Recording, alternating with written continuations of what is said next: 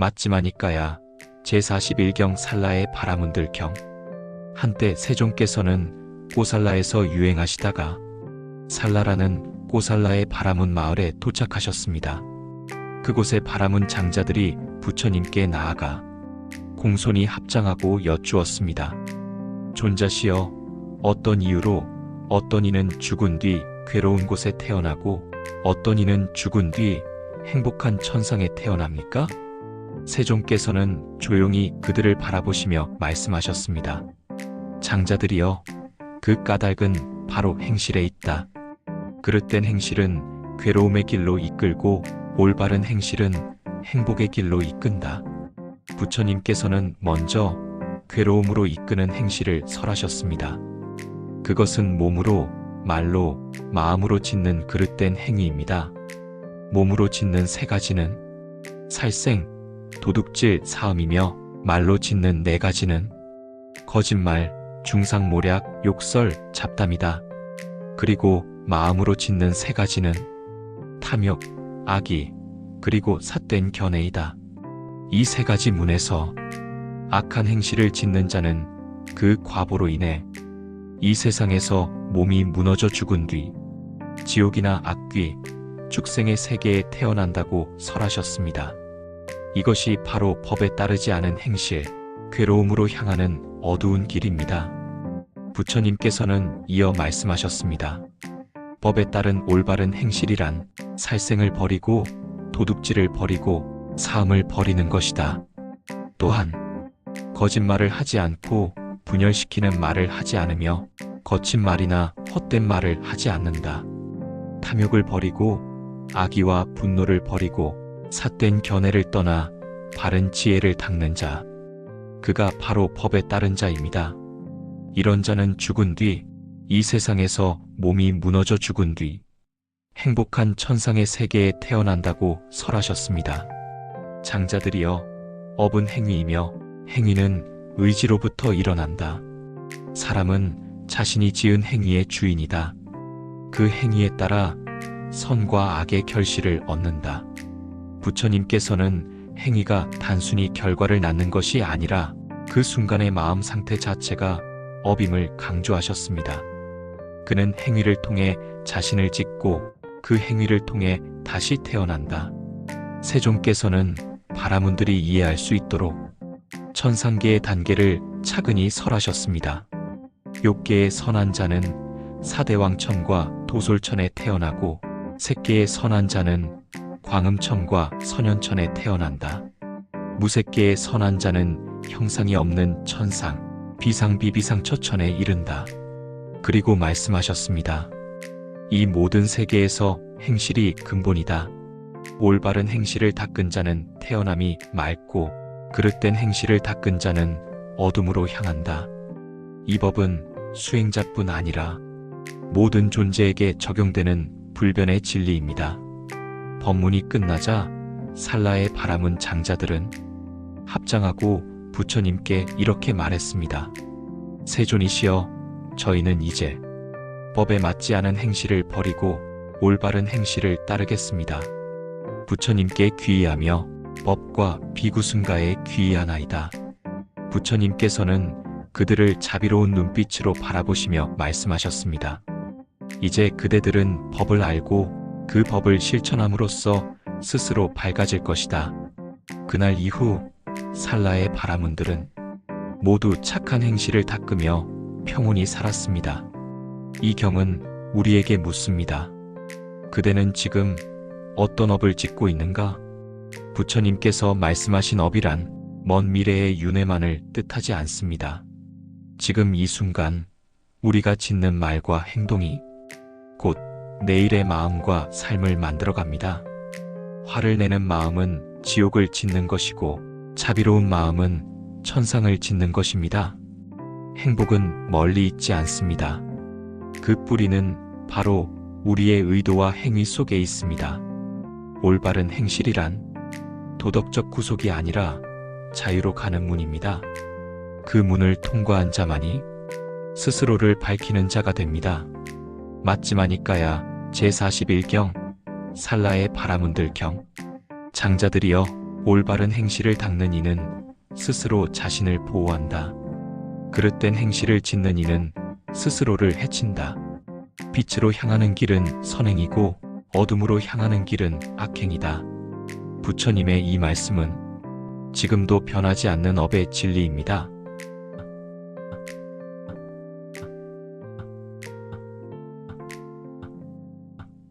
맞지마니까야 제42경 외란자의 바라문들경. 한때 세종께서는 사와티에서 제따숲의 아나타빈디가 원림에 머무셨습니다. 그때 외란자에 사는 바라문 장자들이 어떤 일이 있어 사와티에 왔습니다. 그곳의 바라문 장자들이 부처님께 나아가 공손히 합장하고 여쭈었습니다. 존자시여, 어떤 이유로 어떤 이는 죽은 뒤 괴로운 곳에 태어나고 어떤 이는 죽은 뒤 행복한 천상에 태어납니까? 세종께서는 조용히 그들을 바라보시며 말씀하셨습니다. 장자들이여, 그 까닭은 바로 행실에 있다. 그릇된 행실은 괴로움의 길로 이끌고 올바른 행실은 행복의 길로 이끈다. 부처님께서는 먼저 괴로움으로 이끄는 행실을 설하셨습니다. 그것은 몸으로, 말로, 마음으로 짓는 그릇된 행위입니다. 몸으로 짓는 세 가지는 살생, 도둑질, 사음이며 말로 짓는 네 가지는 거짓말, 중상모략, 욕설, 잡담이다. 그리고 마음으로 짓는 세 가지는 탐욕, 악의, 그리고 삿된 견해이다. 이 세 가지 문에서 악한 행실을 짓는 자는 그 과보로 인해 이 세상에서 몸이 무너져 죽은 뒤 지옥이나 악귀, 축생의 세계에 태어난다고 설하셨습니다. 이것이 바로 법에 따르지 않은 행실, 괴로움으로 향하는 어두운 길입니다. 부처님께서는 이어 말씀하셨습니다. 법에 따른 올바른 행실이란 살생을 버리고 도둑질을 버리고 사음을 버리는 것이다. 또한 거짓말을 하지 않고 분열시키는 말을 하지 않으며 거친 말이나 헛된 말을 하지 않는다. 탐욕을 버리고 악의와 분노를 버리고 삿된 견해를 떠나 바른 지혜를 닦는 자, 그가 바로 법에 따른 자입니다. 이런 자는 죽은 뒤 이 세상에서 몸이 무너져 죽은 뒤 행복한 천상의 세계에 태어난다고 설하셨습니다. 장자들이여, 업은 행위이며 행위는 의지로부터 일어난다. 사람은 자신이 지은 행위의 주인이다. 그 행위에 따라 선과 악의 결실을 얻는다. 부처님께서는 행위가 단순히 결과를 낳는 것이 아니라 그 순간의 마음 상태 자체가 업임을 강조하셨습니다. 그는 행위를 통해 자신을 짓고 그 행위를 통해 다시 태어난다. 세종께서는 바라문들이 이해할 수 있도록 천상계의 단계를 차근히 설하셨습니다. 욕계의 선한 자는 사대왕천과 도솔천에 태어나고 색계의 선한 자는 광음천과 선현천에 태어난다. 무색계의 선한 자는 형상이 없는 천상, 비상비비상처천에 이른다. 그리고 말씀하셨습니다. 이 모든 세계에서 행실이 근본이다. 올바른 행실을 닦은 자는 태어남이 맑고 그릇된 행실을 닦은 자는 어둠으로 향한다. 이 법은 수행자뿐 아니라 모든 존재에게 적용되는 불변의 진리입니다. 법문이 끝나자 외란자의 바라문 장자들은 합장하고 부처님께 이렇게 말했습니다. 세존이시여, 저희는 이제 법에 맞지 않은 행실을 버리고 올바른 행실을 따르겠습니다. 부처님께 귀의하며 법과 비구승가에 귀의하나이다. 부처님께서는 그들을 자비로운 눈빛으로 바라보시며 말씀하셨습니다. 이제 그대들은 법을 알고 그 법을 실천함으로써 스스로 밝아질 것이다. 그날 이후 외란자의 바라문들은 모두 착한 행실을 닦으며 평온히 살았습니다. 이 경은 우리에게 묻습니다. 그대는 지금 어떤 업을 짓고 있는가? 부처님께서 말씀하신 업이란 먼 미래의 윤회만을 뜻하지 않습니다. 지금 이 순간 우리가 짓는 말과 행동이 곧 내일의 마음과 삶을 만들어갑니다. 화를 내는 마음은 지옥을 짓는 것이고 자비로운 마음은 천상을 짓는 것입니다. 행복은 멀리 있지 않습니다. 그 뿌리는 바로 우리의 의도와 행위 속에 있습니다. 올바른 행실이란 도덕적 구속이 아니라 자유로 가는 문입니다. 그 문을 통과한 자만이 스스로를 밝히는 자가 됩니다. 맞지마니까야 제42경 외란자의 바라문들경 장자들이여 올바른 행실을 닦는 이는 스스로 자신을 보호한다. 그릇된 행실을 짓는 이는 스스로를 해친다. 빛으로 향하는 길은 선행이고 어둠으로 향하는 길은 악행이다. 부처님의 이 말씀은 지금도 변하지 않는 업의 진리입니다.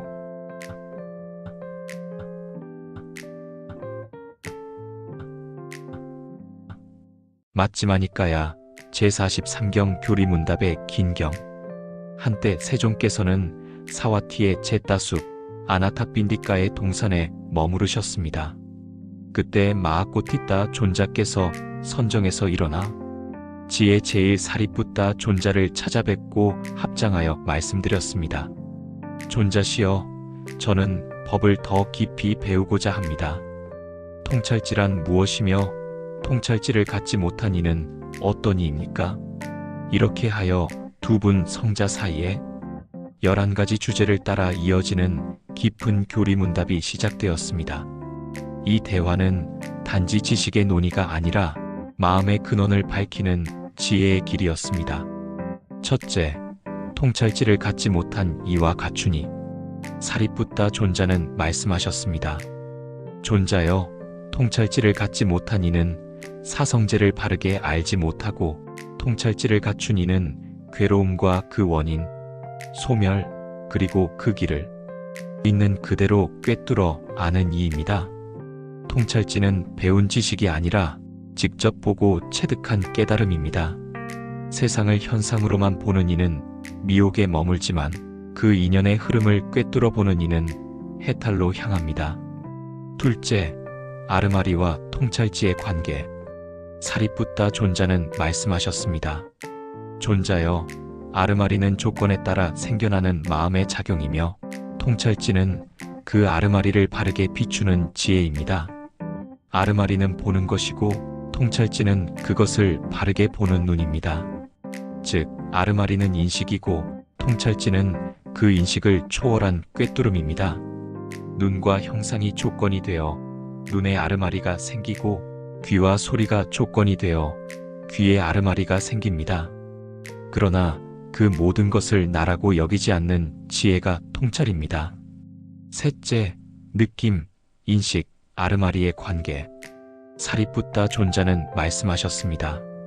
존자여, 느낌은 경험하는 것이며 인식은 그것을 분별하고 이름 짓는 것이며 아르마리는 그 전체를 알아차리는 작용입니다. 이 세 가지는 다르지만 모두 인연 따라 일어납니다. 즐거운 느낌도 괴로운 느낌도 지혜로운 이는 그것을 붙잡지 않습니다. 그는 단지 느낌은 느낌일 뿐이라 알고 흘려보냅니다. 느낌은 생겨나고 사라집니다. 그러므로 그것은 나가 아닙니다. 넷째, 통찰지와 다섯째, 바른 견해. 사리뿌따 존자는 말씀하셨습니다. 존자여, 통찰지는 바른 견해 위에 세워집니다. 바른 견해란 행복과 불행의 원인을 자신의 행위로 알고 사성제를 바로 보는 것입니다. 이것은 괴로움이다. 이것은 괴로움의 원인이다. 이것은 괴로움의 소멸이다. 이것은 괴로움의 소멸로 이끄는 길이다. 이 네 가지 진리를 바로 아는 그가 지혜로운 사람입니다. 여섯째, 존재와 일곱째, 다시 태어남. 사리뿌따 존자는 말씀하셨습니다. 존자여, 존재란 행위의 결실로 형성된 삶의 상태이며 다시 태어남이란 그 존재가 인연을 받아 다시 이어지는 것입니다. 존재는 단절이 아니라 탐욕과 집착이 빚어내는 연속입니다. 탐욕이 존재를 낳고 집착이 다시 태어남을 낳습니다. 그러므로 집착이 다하면 존재의 사슬도 끊어집니다. 8째, 초선과 그 구성 요소들. 사리붓다 존자는 말씀하셨습니다. 존자여, 초선은 감각적 욕망을 떠나 고요와 기쁨으로 머무는 집중입니다. 그 구성 요소는 5가지입니다. 심, 사, 휘, 락, 정. 그는 마음을 집중하여 선정에 들고 탐욕과 분노가 사라진 고요 속에 머뭅니다. 그 마음이 청정할 때 통찰은 그 안에서 자랍니다. 9째, 5가지 감각 기능. 사리붓다 존자는 말씀하셨습니다. 존자여, 눈, 귀, 코, 혀, 몸 이 5 감각 기능은 세상을 경험하는 문입니다. 그러나 감각에 끌리면 탐욕이 생기고 감각을 제어하면 지혜가 생깁니다. 감각의 문을 지키는 이는 세속의 물결에 휩쓸리지 않습니다. 감각을 다스리는 자, 그가 곧 마음을 다스린 자입니다. 10번째, 상수멸. 사리붓다 존자는 말씀하셨습니다. 존자여, 상수멸은 죽음이 아니라 완전한 평정입니다. 그는 모든 감각작용이 고요해진 삼매에 머무릅니다. 느낌도 인식도 일어나지 않지만 그 마음은 깨어있고 청정합니다. 이것은 생명을 잃은 상태가 아니라 모든 번뇌가 멈춘 궁극의 고요입니다. 11번째, 여러가지 해탈들. 사리붓다 존자는 말씀하셨습니다. 존자여, 마음의 해탈에는 3가지 문이 있습니다. 무량심의 해탈, 공의 해탈, 그리고 표상 없는 해탈입니다.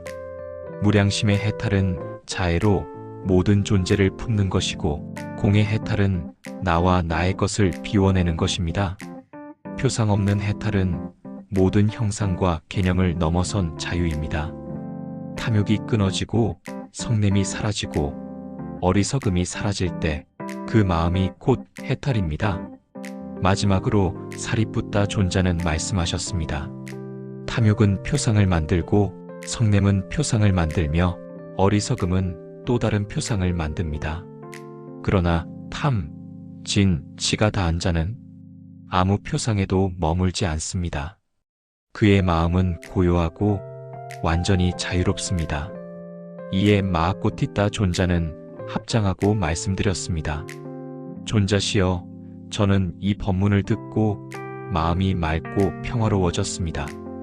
그리하여 이 대화는 알매 문답으로 시작해 지혜의 침묵으로 마무리되었습니다.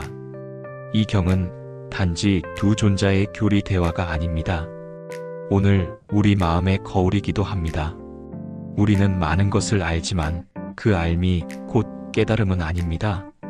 감정이 일어날 때 이건 괴로움이구나 라고 알아차릴 때 그것은 알미고, 그 괴로움이 사라지는 것을 평정하게 바라볼 때 그것이 지혜입니다.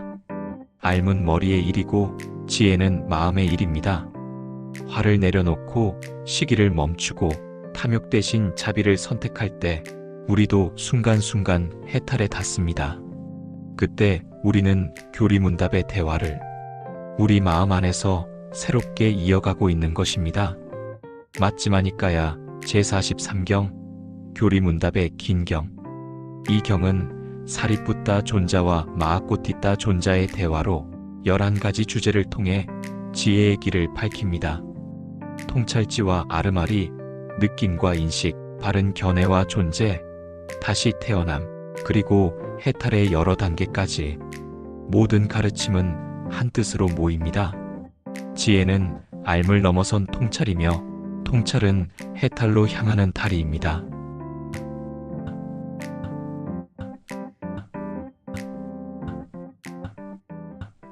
맞지마니까야 제44경 교리문답의 짧은 경.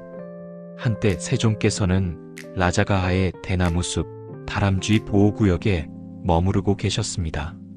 그때 제가 신자 위사카 청신사가 출가하기 전 자신의 아내였던 단마딘나 비구니를 찾아뵈었습니다. 그는 법에 대한 의문을 품고 물었습니다. 존귀하신 비구니시여, 세종께서 말씀하신 존재의 덤이란 무엇입니까? 이렇게 하여 2 사람 사이에는 존재, 즉 멸도에서부터 사막과 상수멸, 그리고 느낌에 이르기까지 9가지 주제를 따라 깊고도 명확한 교리문답이 오갔습니다.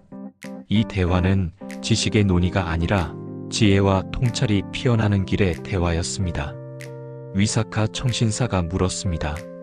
스님, 세존께서 말씀하신 존재, 덤이란 무엇입니까? 담마딘나 비구니는 말씀하셨습니다. 위사카여, 세존께서는 5가지 무더기를 존재, 덤이라 하셨습니다. 즉, 색, 수, 상, 행, 식입니다. 이 5은 집착으로 엮인 존재의 덩어리이며 그 속에는 영원한 나가 없습니다. 존재의 집착을 끊는 길은 사성제입니다. 괴로움, 괴로움의 원인, 괴로움의 소멸, 그리고 그 길. 이 4가지를 통찰한 이가 곧 지혜로운 이입니다. 위사카 청신사가 물었습니다.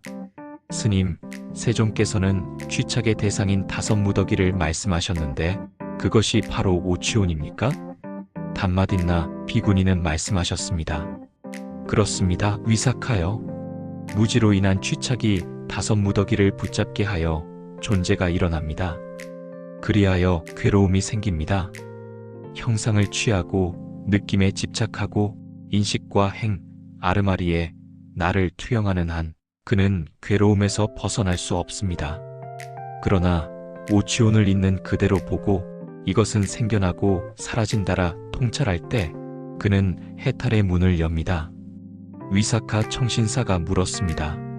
스님, 세존께서는 유신견을 버리라 하셨습니다.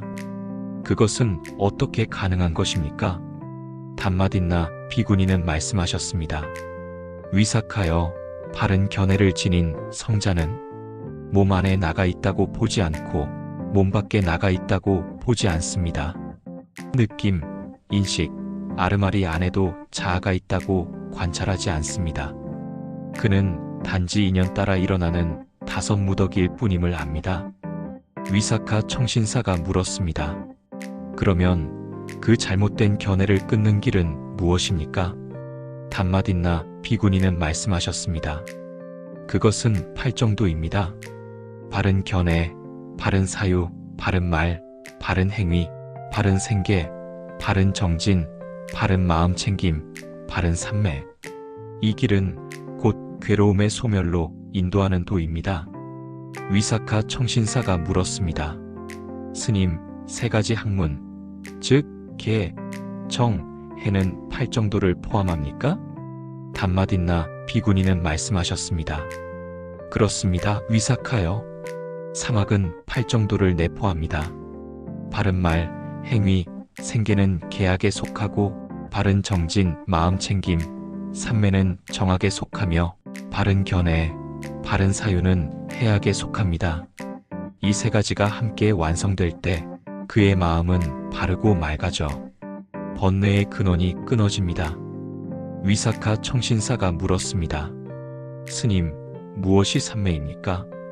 담마딘나 비구니는 말씀하셨습니다. 위사카여, 마음이 한 끝에 집중되어 있는 것이 삼매입니다. 삼매의 표상은 4가지입니다. 4가지 바른 노력, 즉 악을 버리고 선을 닦으며 아직 일어나지 않은 번뇌를 막고 일어난 선법을 자라게 하는 것입니다. 그리고 3가지 작용은 몸의 작용, 말의 작용, 마음의 작용입니다. 몸의 작용은 들숨과 날숨, 말의 작용은 생각과 말, 마음의 작용은 인식과 느낌입니다. 이 3가지가 고요히 평정될 때 참된 삼매가 확립됩니다. 위사카 청신사가 물었습니다. 스님, 어떻게 상수멸을 증득합니까? 담마딘나 비구니는 말씀하셨습니다. 위사카여, 비구가 상수멸을 증득할 때 나는 상수멸에 들었다는 생각이 들지 않습니다. 마음은 그저 그대로 머무를 뿐입니다. 거기에는 느낌도 인식도 일어나지 않지만 그 마음은 맑고 청정합니다. 그것이 상수멸 삼매입니다. 위사카 청신사가 물었습니다. 스님, 상수멸에서 출정할 때 어떤 법이 먼저 일어납니까? 단마딘나 비구니는 말씀하셨습니다. 먼저 마음의 작용이 일어나고 그 다음 몸의 작용, 그 다음 말의 작용이 일어납니다. 그는 마음이 평정된 자이며 그의 삶에는 흔들림이 없습니다. 위사카 청신사가 물었습니다. 스님, 몇 가지 느낌이 있습니까? 단마딘나 비구니는 말씀하셨습니다. 3가지 느낌이 있습니다.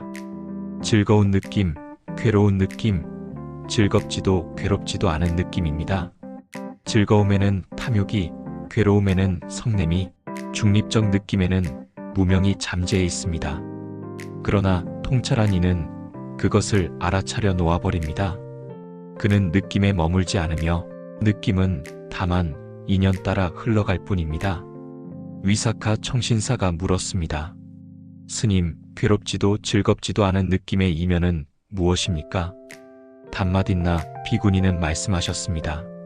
무명의 이면은 명지이며 명지의 이면은 해탈이며 해탈의 이면은 열반입니다. 열반은 이면이 없는 법입니다. 그것은 모든 경계를 초월한 고요함입니다. 그리하여 위사카 청신사는 합장하고 단마딘나 비구니께 예를 올렸습니다. 그는 곧장 세종께 나아가 이 모든 대화를 전하였습니다. 세종께서는 말씀하셨습니다. 위사카여, 단마딘나 비구니는 현자이다. 그녀는 큰 통찰지를 지녔다. 그대가 내게 이 뜻을 물었다면 나 또한 그녀가 설한 대로 설했을 것이다. 그러므로 그대는 그대로 호지하라. 이렇게 교리문답의 짧은 경은 끝납니다. 비구니 단마딘나의 지혜는 바른 견해와 통찰의 완성이었습니다. 이 경의 가르침은 지금 우리에게도 이어집니다. 몸과 느낌, 생각과 인식이 나가 아니라는 사실을 바로 알아차릴 때 마음은 자유로워집니다. 탐욕은 즐거움에, 성냄은 괴로움에, 무명은 무기력에 숨어 있습니다. 그러나 그것을 관찰하면 더 이상 우리를 묶지 못합니다. 지혜란 멀리 있는 진리가 아니라 지금 이 순간의 마음을 바르게 보는 눈입니다. 그 눈이 열릴 때 우리 또한 해탈에 닿습니다. 맞지마니까야 제44경, 교리문답의 짧은 경.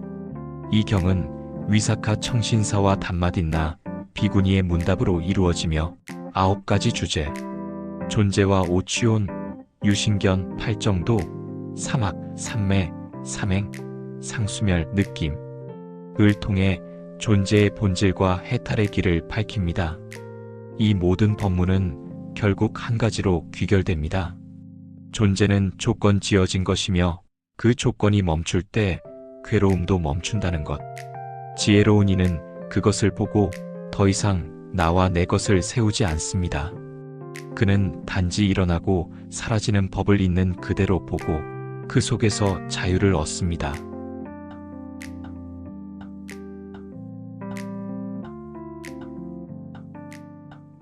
맞지마니까야 제45경법 실천의 짧은 경.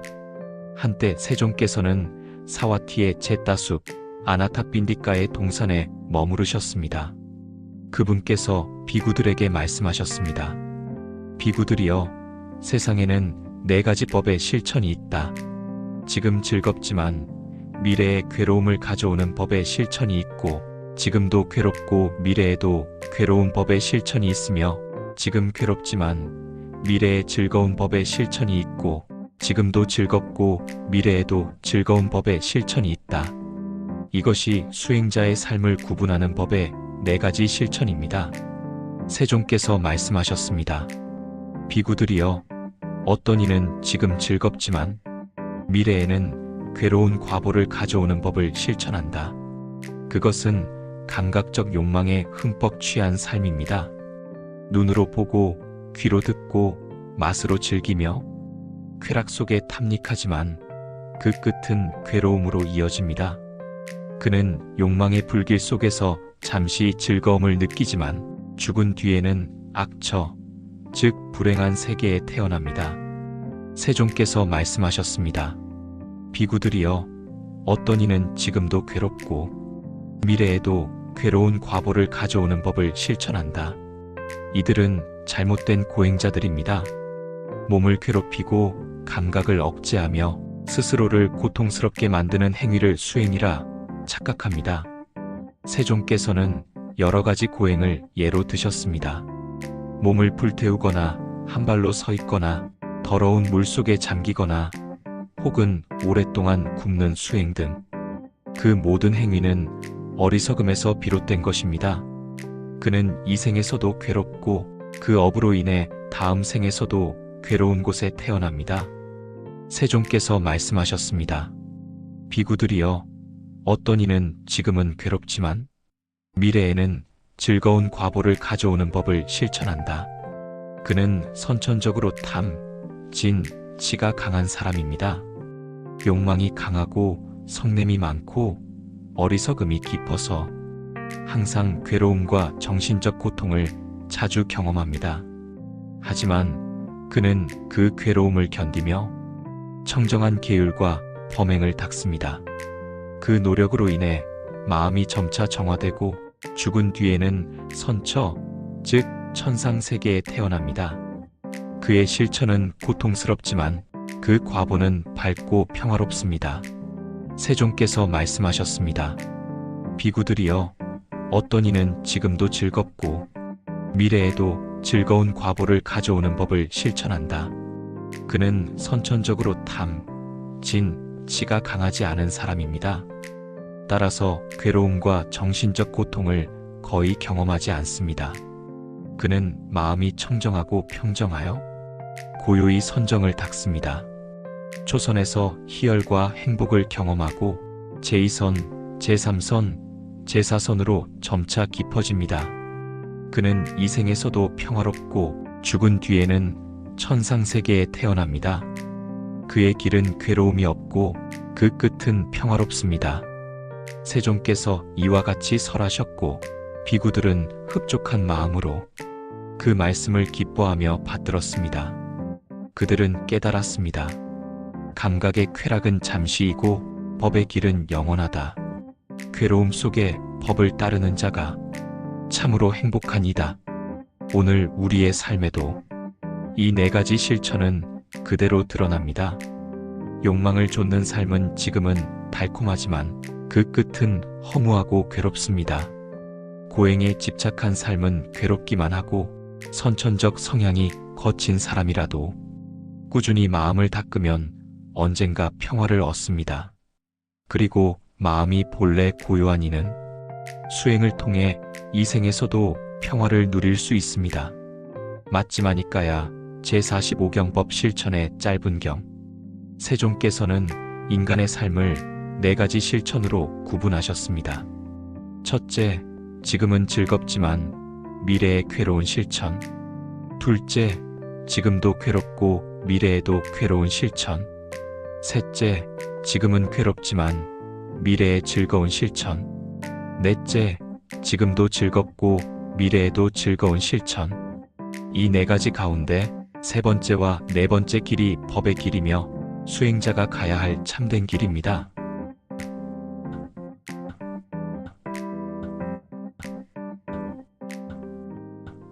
맞지마니까야 제46경법 실천의 긴경.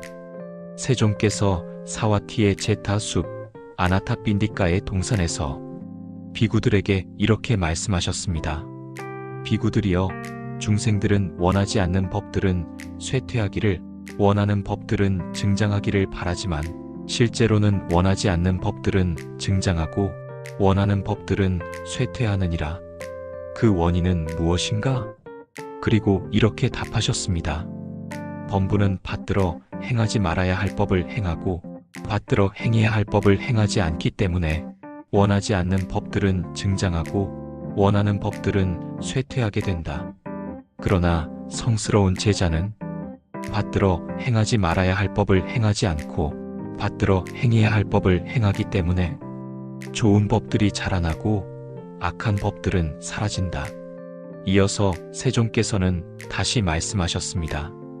비구들이여, 이 세상에는 네 가지 법의 실천이 있다. 그것은 다음과 같습니다. 첫째, 지금도 괴롭고 미래에도 괴로운 과보를 가져오는 법의 실천. 둘째, 지금은 즐겁지만 미래에 괴로운 과보를 가져오는 법의 실천. 셋째, 지금은 괴롭지만 미래에 즐거운 과보를 가져오는 법의 실천. 넷째, 지금도 즐겁고 미래에도 즐거운 과보를 가져오는 법의 실천. 세종께서는 이어서 이렇게 구분하셨습니다. 어리석은 자는 첫째와 둘째, 즉 괴로운 길과 용락의 길을 행하고 셋째와 넷째, 즉 수행과 평화의 길은 행하지 않는다. 그러나 지혜로운 자는 첫째와 둘째의 길은 멀리하고 셋째와 넷째의 길을 받들어 행한다. 이로써 그는 악한 법을 버리고 선한 법을 닦아 증장시킨다. 세종께서는 다시 이 네 가지 실천이 어떻게 일어나는지를 구체적으로 설하셨습니다. 먼저 십불선업도를 통해 괴로운 두 가지 실천을 드셨습니다. 생명을 해치고 주지 않아야 할 것을 취하고 거짓말을 하고 중상모략하고 욕설을 퍼붓고 쓸데없는 말을 하고 탐욕과 악의와 사견을 품은 자는 이 생에서 괴롭고 죽은 뒤에도 지옥에 태어난다.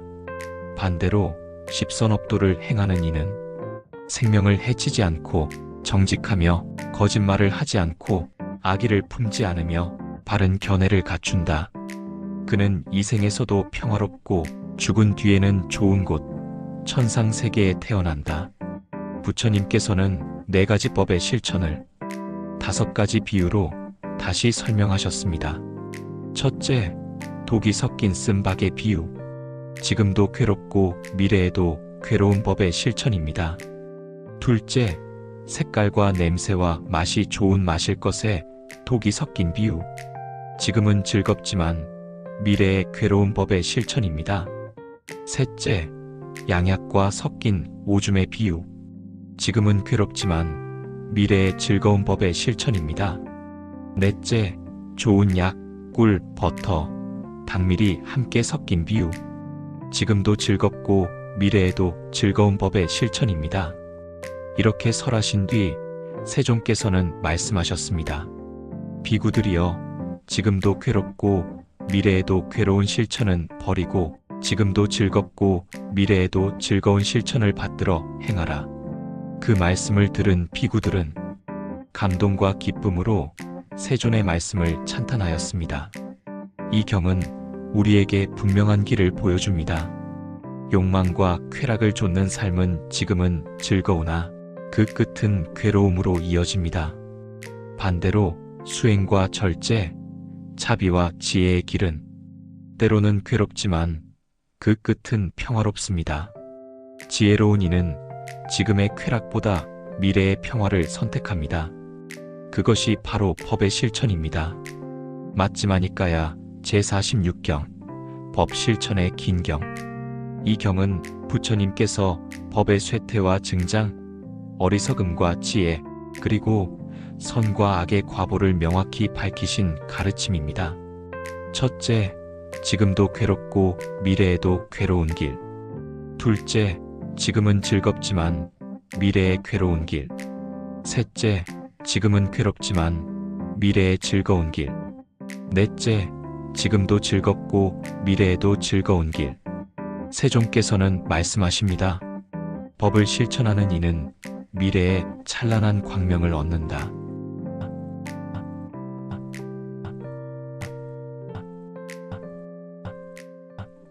맞지마니까야 제47경 검증자경.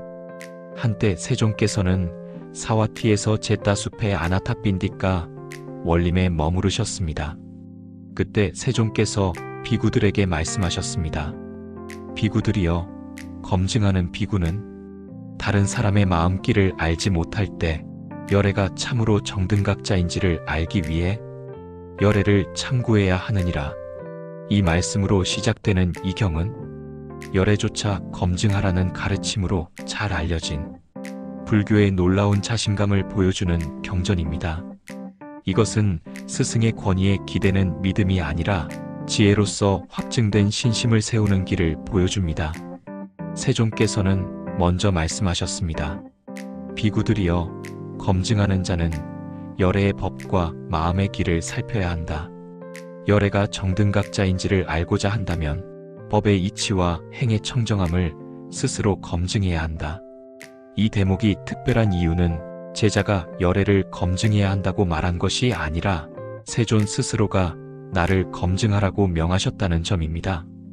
이것은 부처님의 가르침이 무조건적 신앙이 아니라 합리적 탐구와 통찰의 길임을 보여줍니다. 세존께서는 검증의 방법을 구체적으로 나누어 말씀하십니다. 비구들이여, 검증은 두 가지로 행해져야 한다. 하나는 눈으로 알 수 있는 법들이고 다른 하나는 귀로 알 수 있는 법들이니라. 눈으로 아는 법은 열애의 몸과 행, 즉 외적인 행위의 청정을 살피는 것이고, 귀로 아는 법은 그의 말과 가르침이 진리와 일치하는지를 관찰하는 것입니다. 이렇게 검증하는 비구는 스승의 권위에 매이지 않고 법의 진실함 속에서 자기 눈으로 확신을 얻는 수행자가 됩니다. 세존께서는 이어서 말씀하십니다. 비구들이여, 검증자는 먼저 열애를 혼자서 마음속으로 참고해야 하느니라. 그가 참고해야 할 6가지는 다음과 같습니다. 첫째, 오염된 법들이 있는가? 둘째, 섞인 법들이 있는가? 셋째, 청정한 법들이 있는가? 넷째, 유익한 법이 오래전에 뿌리 내렸는가? 다섯째, 열애가 유명해지고 명성을 얻었을 때 흔들리지 않는가? 여섯째, 두려움 없이 억제하며 두려움 때문에 억제하는 것이 아닌가? 이 6가지를 깊이 참고함으로써 비구는 열애의 행위 외면뿐 아니라 내면까지도 청정함을 확인합니다. 이제 검증자는 스스로의 관찰을 넘어서 세존께 직접 3가지를 여쭈어야 합니다. 세존이시여, 열애께는 오염된 법들이 있습니까? 섞인 법들이 있습니까? 청정한 법들이 있습니까? 이 3가지 질문을 통해 비구는 스승의 말씀과 자신의 관찰이 일치함을 검증하게 됩니다. 그때 그는 비로소 확신을 얻습니다. 세존께서는 바르게 완전한 깨달음을 얻으셨고, 가르침은 세존에 의해 잘 설해졌으며 승가는 잘 도를 닦고 있다. 이 확신이야말로 참된 신심, 즉 이성적 검증을 거친 지혜의 믿음입니다. 세존께서는 이렇게 말씀하시며 법문을 마무리하십니다. 비구들이여, 이런 검증을 통해 열애에 대한 믿음을 심고 뿌리내린 자는 그 믿음이 견고하여 세상의 누구도 꺾을 수 없느니라. 사문이든 바라문이든 신이든 마라든 범천이라도 그 뿌리를 흔들지 못하리라. 이 말씀은 불교의 믿음이 검증된 지혜의 토대 위에 선 신심임을 선언한 것입니다. 그 믿음은 감정이나 의존이 아니라 이해와 체험으로부터 비롯된 확고한 견해 신심입니다. 검증자 경은 열애의 말씀이 스스로를 방어하지 않아도 진리로서 드러난다는 가르침의 자신감을 보여줍니다. 세존은 제자들에게 말씀하십니다. 그대들은 나를 맹목적으로 믿지 말고 내가 참으로 청정한지를 검증하라. 법을 직접 보고 체험하여 믿음을 세우라. 이것이 바로 열애의 무한한 자신감이며 불교가 믿음을 이성과 통찰 위에 세우는 종교임을 분명히 보여줍니다. 오늘날 우리에게도 이 가르침은 깊은 울림을 줍니다. 우리는 종종 믿음과 비판을 대립된 것으로 생각하지만 부처님께서는 말씀하십니다. 검증 없는 믿음은 흔들리고 지혜 없는 의심은 미혹으로 흘러간다. 따라서 우리는 들은 법을 검증하고 마음으로 체험하며 그 안에서 합리적 신심을 세워야 합니다. 그럴 때 비로소 우리의 믿음은 흔들리지 않는 지혜의 뿌리를 갖게 됩니다. 맞지마니까야 제47경 검증자경. 비구는 열애의 청정함을 6가지로 참고하고 3가지를 직접 여쭈어 검증합니다. 그 과정을 통해 세존에 대한 믿음은 맹목이 아닌 지혜의 뿌리로 자리 잡습니다. 이런 믿음은 흔들리지 않는다. 세상의 누구도 그것을 꺾을 수 없느니라.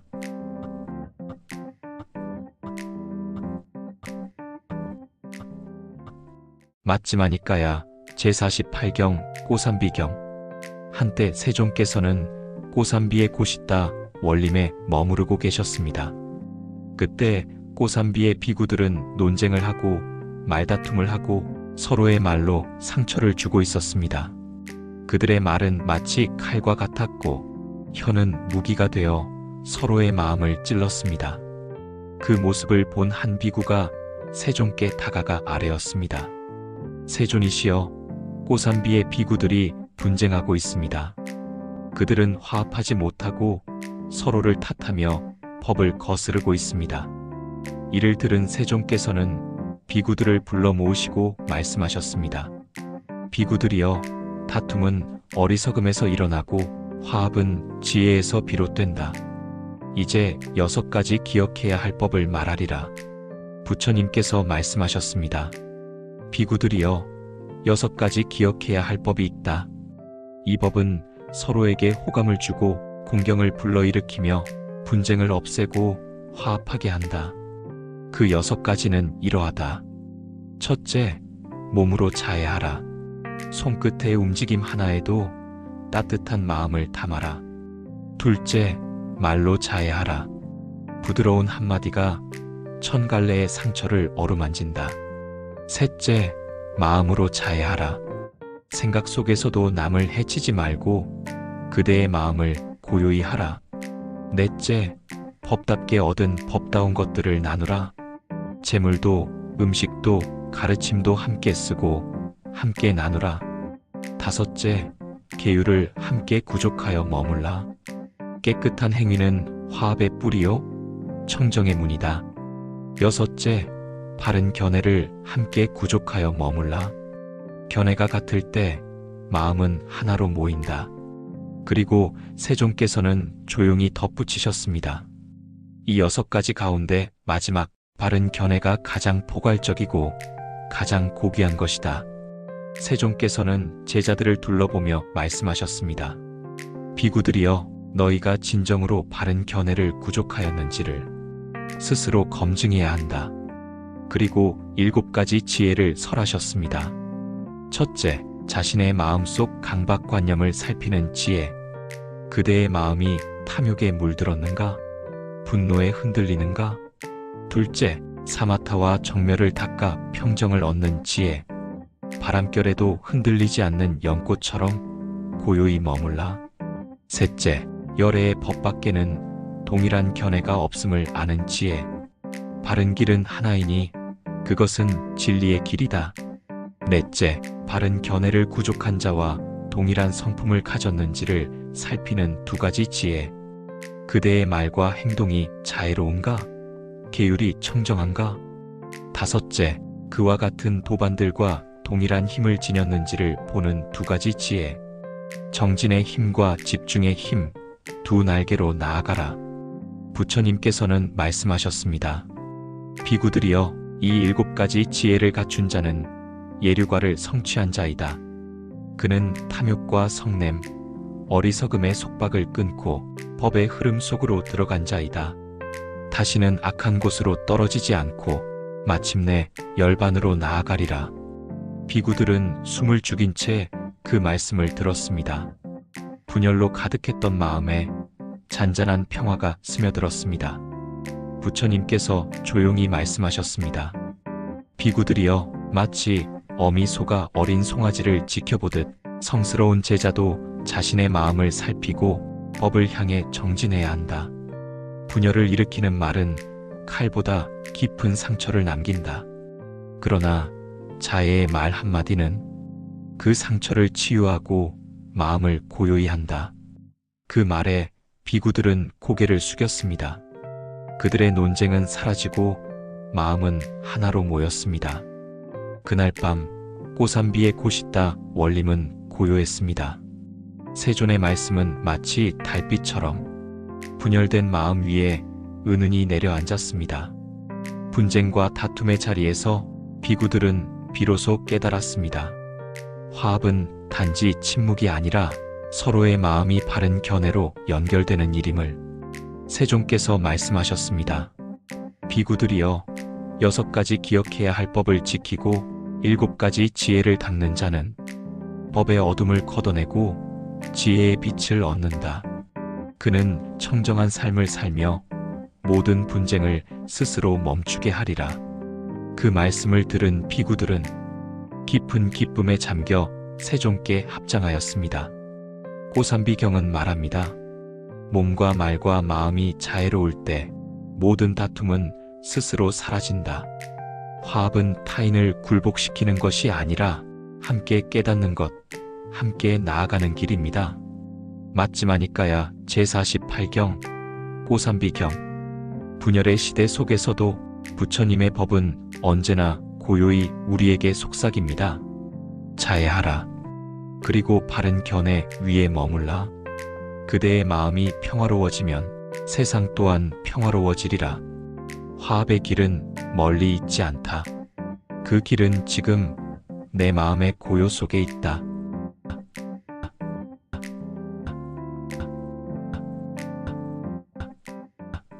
맞지마니까야 제49경 범천의 초대경. 한때 세종께서는 사와티에서 제따 숲에 아나타빈디가의 원림에 머무르셨습니다. 그때 부처님께서는 깊은 선정 가운데 멀리 범천의 세계를 꿰뚫어 보셨습니다. 범천은 이렇게 생각하고 있었습니다. 이 세계는 영원하다. 이것은 견고하고 이것은 불멸의 법이다. 이것은 참으로 생겨나지 않고 늙지 않으며 죽지 않는다. 이것을 넘어 더 수승한 벗어남은 없다. 이것이 바로 나쁜 견해, 즉 영원한 자아가 있다는 잘못된 생각이었습니다. 부처님께서는 그 착각을 바로잡기 위해 천상의 범천 세계로 향하셨습니다. 범천은 찬란한 빛 속에서 부처님을 맞이하며 말했습니다. 어서 오십시오. 사문곶다마시여.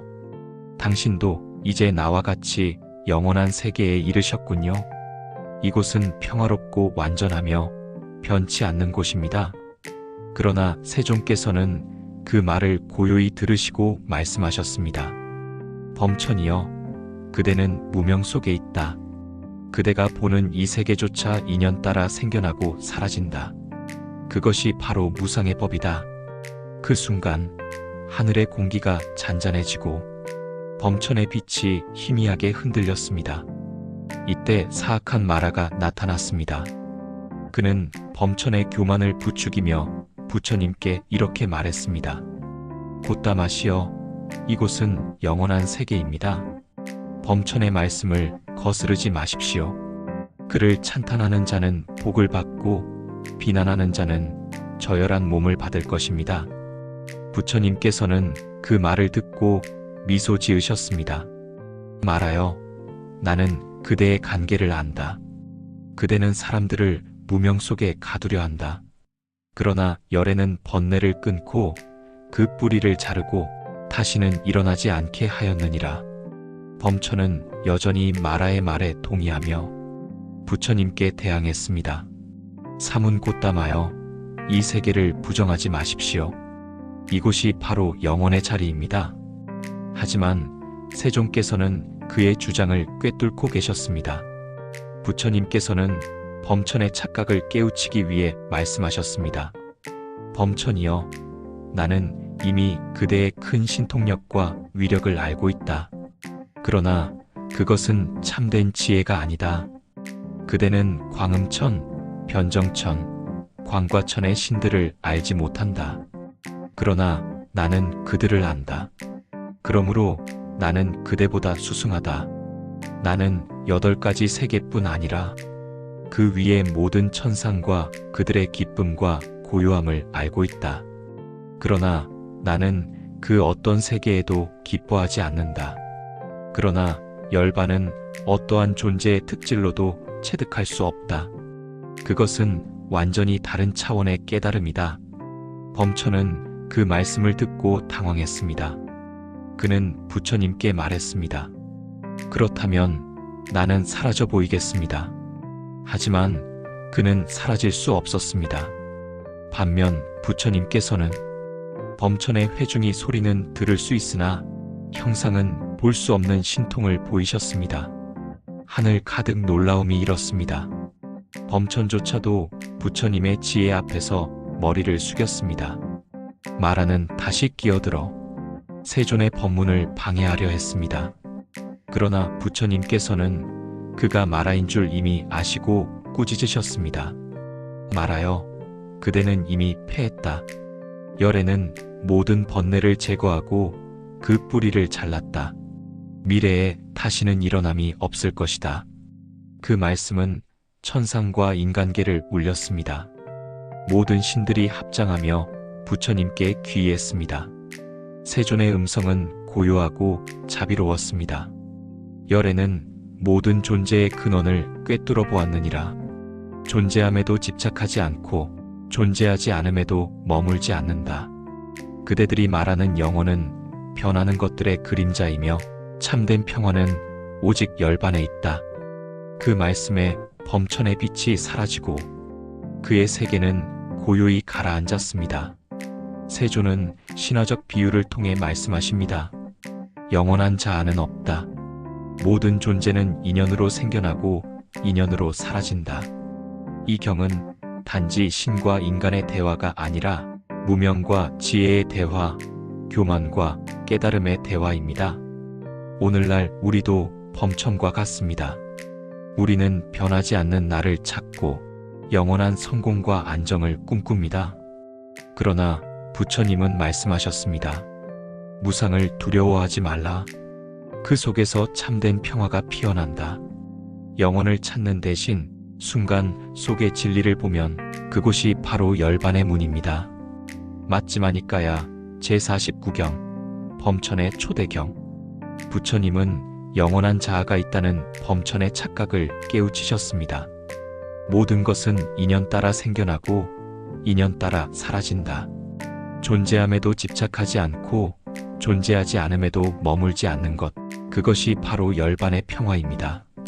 영혼을 쫓는 이가 아니라 무상을 바로 보는 이가 참된 지혜의 길을 걷는 사람입니다.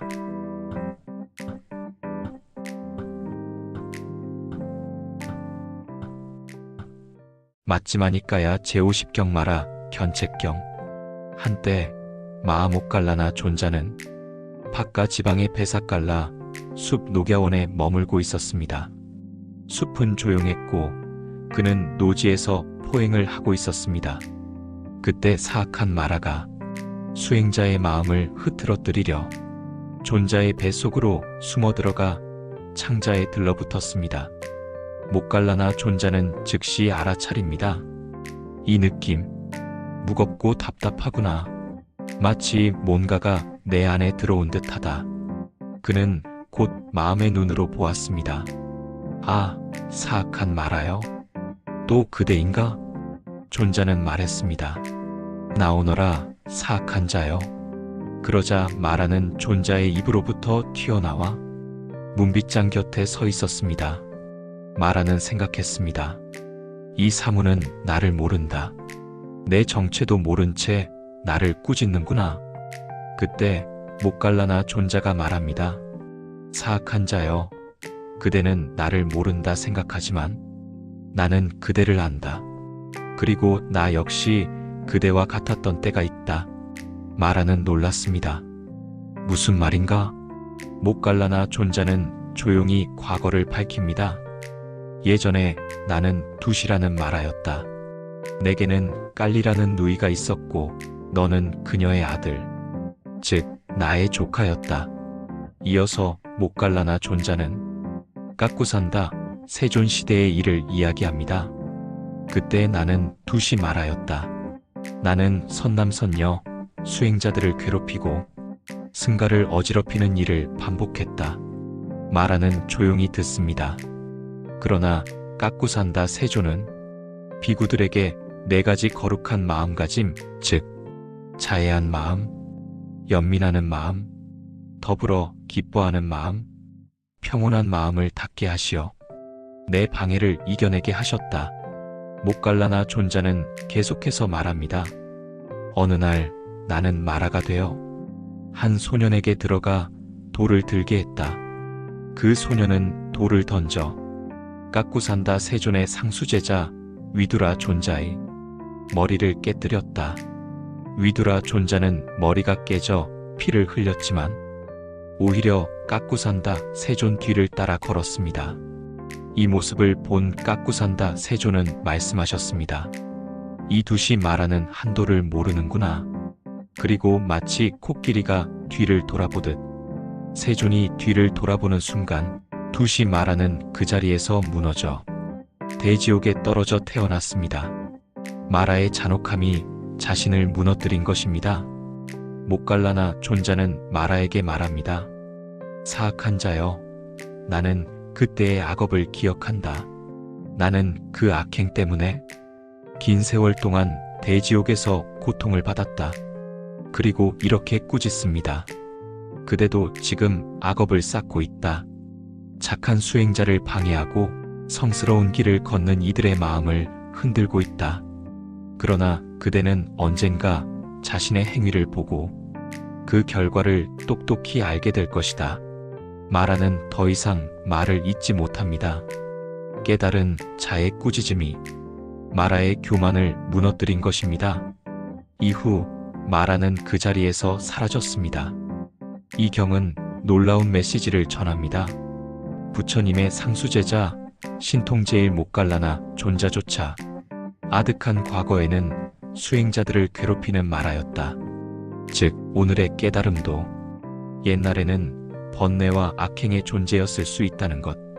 그리고 그 깨달음은 악을 미워하거나 파괴함이 아니라 악을 이해하고 마저 껴안을 수 있는 지혜로 완성된다는 것을 보여줍니다. 우리도 마음속에 마라를 품고 삽니다. 남을 깎아내리고 싶은 마음, 화를 내고 싶고 공격하고 싶은 마음, 질투, 시기, 남의 잘됨을 배 아파하는 마음, 선한 일을 조롱하고 싶은 마음, 모두 마라의 모습입니다. 그러나 이 경은 말합니다. 과거의 마라였던 자도 오늘은 깨달은 이가 될 수 있다. 지금의 나쁜 마음을 바라보고 솔직히 인정하는 순간 그 마음은 변하기 시작합니다. 맞지마니까야 제50경 마라 견책경 마목갈라나 존자는 사악한 마라 앞에서 나 또한 전생에는 두시 마라였다는 사실을 밝히며 그의 악행을 바로 꾸짖었습니다. 과거의 악도 지혜로 직면하면 길이 되고 옛날의 어둠도 알아차림 속에서 사라집니다. 스스로 지은 업을 보고 돌이키는 것, 그것이 곧 해탈의 시작입니다. 남을 괴롭히는 이가 아니라 자신의 번뇌를 꿰뚫어 보는 이가 참된 깨달음의 길을 걷는 사람입니다.